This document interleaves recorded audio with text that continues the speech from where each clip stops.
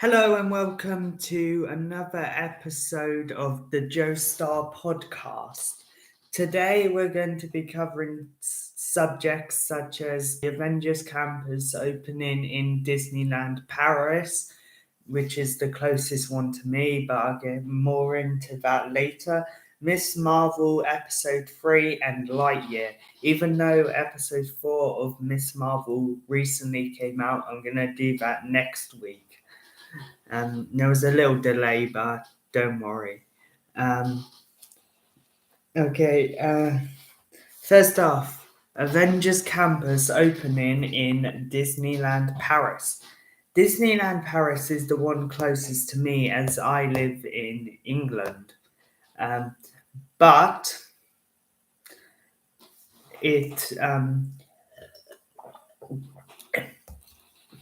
has the Avengers Campus was originally in the Disneyland California. There were some things that I saw on TikTok or stuff like that where there's like a slingshot Spider-Man or Black Panther doing a battle or something like that, and it was crazy. And so I'm not really sure what is going on. I personally haven't been there myself. I would love to go, and it could be one of those ones where it kind of copies it but doesn't do it as better or as worse as what the Avengers one in California has done. But some things I would like to see in it are, Marvel cosplay characters joining the parade of the Disneyland thing, and maybe some like things going on that thing. So, like, if you've seen the videos of TikTok sort of thing, where Black Panther fights Taskmaster, or maybe we have Hope Van Dyne doing some fighting, and Ant-Man and stuff like that, even bringing Iron Man in and stuff. Because in the original trailer for the Paris one, Iron Man did swoop in, and so hoping for some Iron Man action. And so we could get like a bit of. We definitely won't get Hulk or any CGI character who, like, we won't get Ant-Man and the Wasp shrinking down, because that's on the film and stuff, it's all done with CGI. We won't be getting Hulk unless someone can like cosplay as him or like do it as good as possible, even though we don't really think it's going to do as well as Hulk in most films. Like, some things I'd like to see in addition to fights and stuff are like the rides. Like, I want them to be sort of themed rides, and like maybe have like, you know how they have the Buzz Lightyear ride where you like Lightyear ride where you just spam stuff. Do that, but with Captain America, and that would, I believe, would work out a lot better if things went on like that, or do it with Iron Man, or get a certain character and think what that could be. So maybe you could have a space ride like for the Guardians, or you could have like one of those 4D cinema things where they do a film with some actors. I don't know. They might want to get some like old ones or stuff.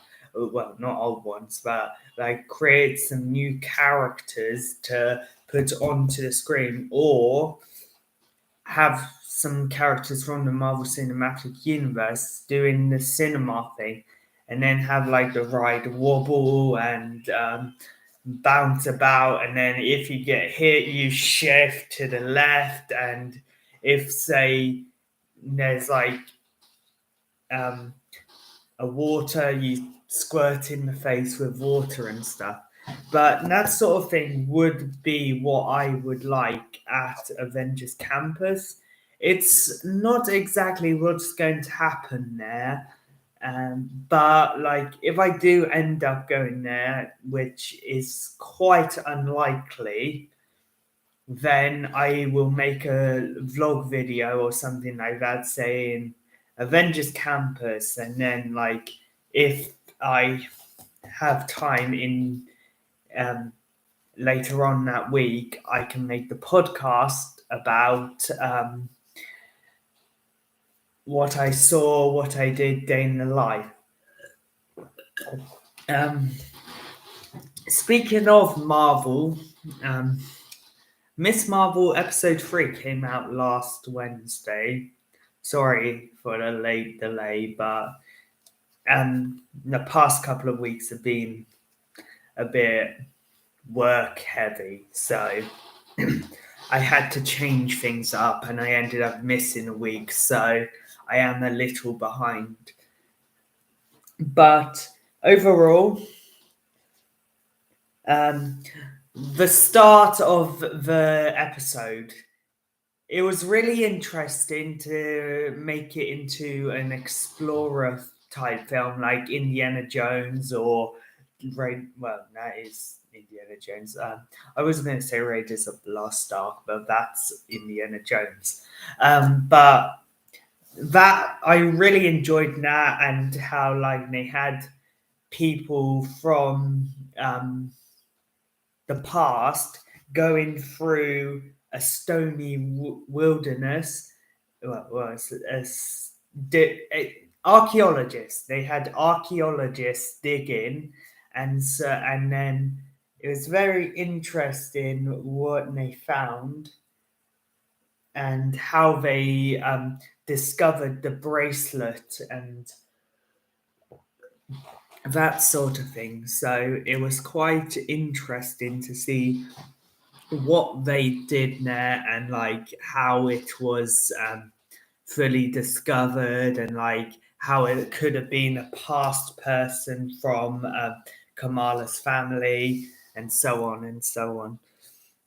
Well, and then after the Marvel intro, we were already introduced to them, but the family that took sorry, can't. Oh my god, I can't say it. Kamala. They turned out to be aliens, and so that was a very shocking discovery to get out of that and stuff like that. It was very interesting, but the boy, 17, how? Yeah, I know how it works, but it's crazy that he's still a high school student. Um, and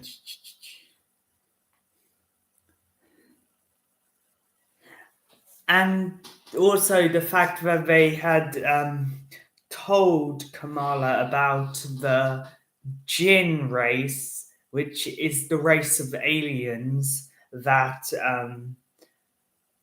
the family is, was very interesting, and how it was linked to some historic past. And it was really interesting about how they linked to Kamala's bracelet and stuff like that. And it was actually a shock to learn that that's where the bracelet had come from and how it had been passed down in generations to Kamala's great grandmother, and it was just crazy how they did it like that, and it went on and on and on and on and on, and Kamala ended up getting it because of the whole they passed her grandmother gave some stuff to her, and it was like moderate like that. Her nickname at the moment from episode 2 to episode 3 being called Nightlight, it's a silly name, although we do know she is going to end up being called Miss Marvel. Like you don't like do that sort of thing, but like if there's a new superhero out there, you've got to give it some sort of name. So like in Spider-Man Far From Home, Mysterio didn't well, they gave him the name Mysterio because he was the man of mystery in Italian, I think it was. And if a hero does come up with a name, you got to think of, if a hero does come up, then you got to, like, the papers have got to come up with something to call them. So for Miss Marvel, they ended up with Nightlight, because the time she saved that boy, it was nighttime, and her powers were light as well. And so I think what they did is they said, oh, she's a bright young hero, why don't we just call her Nightlight? We do know in further on it's going to change, but like during the end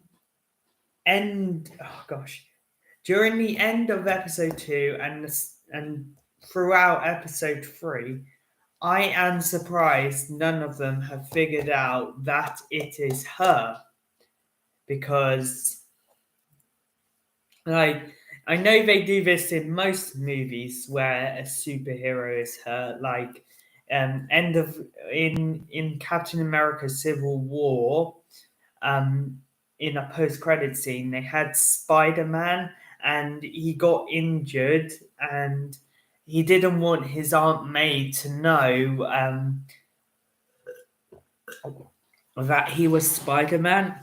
And so he did tell her what happened, but she hadn't realized that he was Spider-Man. And with Miss Marvel, she was like stuttering a bit and doing the sort of thing I do when I go and like answering questions that make it sound like she is the person she was talking about. And right at the end, when her friend saw her shut the door with her power, that was a shock, and it was pretty crazy. She was so shocked, and episode 4 is probably going to go more into it, even though you guys might have already seen it. But by the time you've watched this,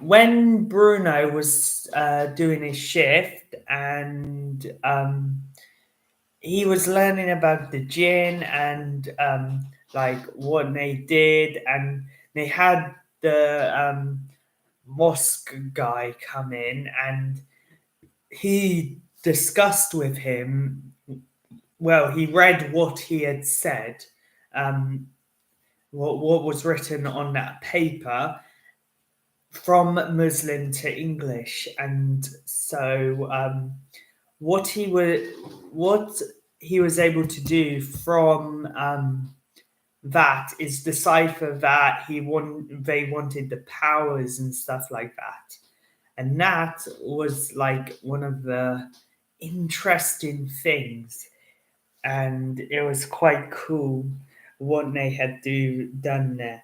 And but beforehand, he gave Kamala a gift, and she opened it, and it was her mask. And I was so surprised to see that because we didn't really. Well, from what I had seen, I thought that she would stay in that costume for a while. I think she might stay in it the next episode, but then during that episode, she'll design her normal cosplay, no, not cosplay, normal attire for the battle, for the costume, and hopefully it will look like the comics. The mask, as soon as I saw it, I was like, that looks like the comic version of Miss Marvel. And it's amazing what they did in the designing and stuff. It was very, very well thought out. And then later on, even though this had been dragged out through the past 2.5 episodes, the wedding of her older brother, that really helped me understand what a Muslim wedding is partly like, because this one ended up being more like a chill one and stuff, and it was like, yeah, I'm down and that sort of thing. And instead of kissing, what they did is they fist pump and handshook. and that was actually quite a creative and way to do marriage in a child, in what a teen's mind might be. And they're like, oh, instead of kissing, we can just do like a handshake and stuff. But when it comes to normal weddings and stuff, don't take that into actual actual evidence, because you will need to do something along the lines of kissing your partner. But back to Miss Marvel. The fight between Kamala and the goons, the like bad guys of that episode, was pretty cool. And they had the tune of I can't remember it at the moment, but it was something by David Bowie. And it was pretty cool, and like after a while the tune did stop, but the battle continued, and at the end they all got arrested, and it was pretty insane what ended up happening right at the end, with her mother being worried about where she was, and like she was questioning her. She was being more of a teenager right at the end, and she was like, her mother was like, oh, where were you, did you do this, did you do that, who were those people with you, and stuff like that. Also, I wanted to say, in the kitchen scene, when they were continuing fighting afterwards, it felt like a horror when she turned the lights off. It was like lights off, and then it all went dark, and all you could hear were like footsteps and stuff like that. She picked up a frying pan, and that was crazy. And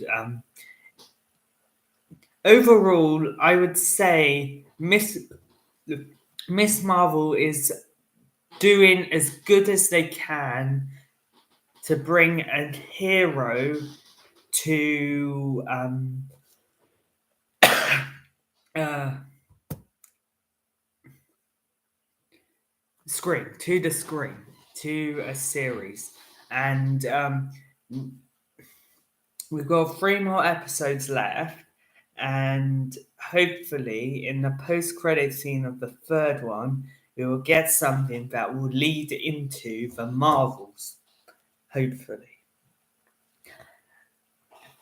Speaking of movies, we're going to move on to Lightyear. It was quite a good movie, although it was overthrown by Jurassic World Dominion, I feel. Like, I saw both of them, and they were like, okay, but what Lightyear did was trying to bring back a well-known character. And Jurassic World Dominion did the same, but a little better and more live action like. So overall, I did love the fact that Lightyear was a film that Andy saw when he was younger to make him want to buy a Buzz Lightyear. So the film takes place in the 90s, whilst Andy is still a kid. So it's kind of like a difficult way to say it, because it's a film inside another film's franchise. So if it was to fit into the Pixar line, I would say it's before Toy Story. However,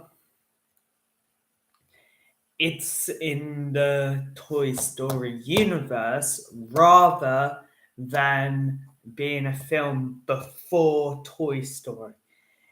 And it gets a bit confusing when you get into the Pixar timeline. It's a 50-50 sort of thing. Like, I might want to do a video about it and like discuss what happens and like where goes where and so on and so on. But back to Lightyear.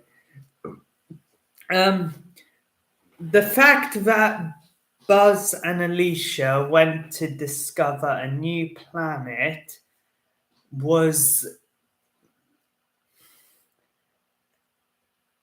it was a nice touch, and the fact that it was uninhabitable, it was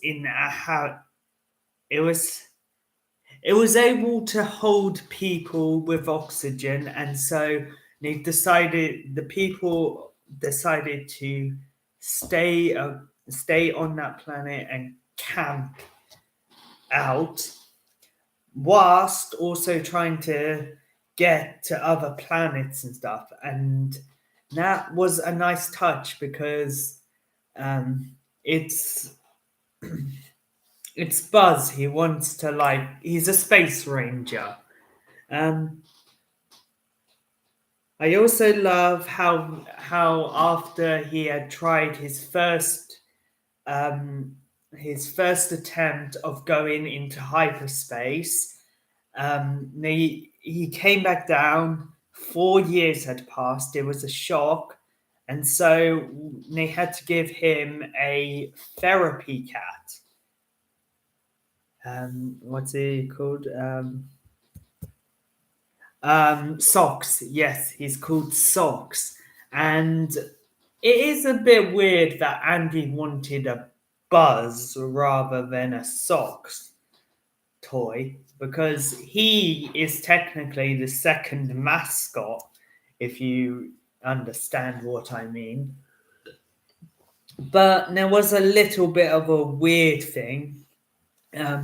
When Buzz came back for another time, there was a one where Alicia had a son, and um, her son ended up being gay, and so they did a gay kiss scene, which was a little weird, but it didn't go on for that long, so it didn't really bother me.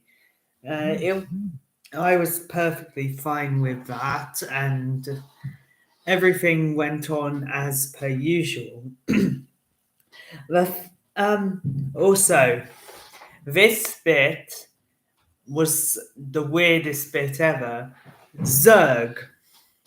He went, like, after Buzz had gone off for another time, he came back, and Zerg was destroying the planet, and Zerg ends up being him from the future, who is trying to get back to one point in time. And so he has, yeah, it's a bit weird because in Toy Story 2, if you remember, they had said that Zurg was actually Buzz's father, which is a bit weird if you say that. But overall, Zurg was a good villain, or should I say, future Buzz was a good villain. The fact that he went to the future every so often was a cool touch. He went off, he wanted to, like, know what was going on. Like, he did tests every so often, and it was a little sad once he had gone a bit too many times, and Alicia ended up passing away. It was sad, and it was a little touching, but overall, it worked out quite well. It's crazy that Socks might have had some fuel that could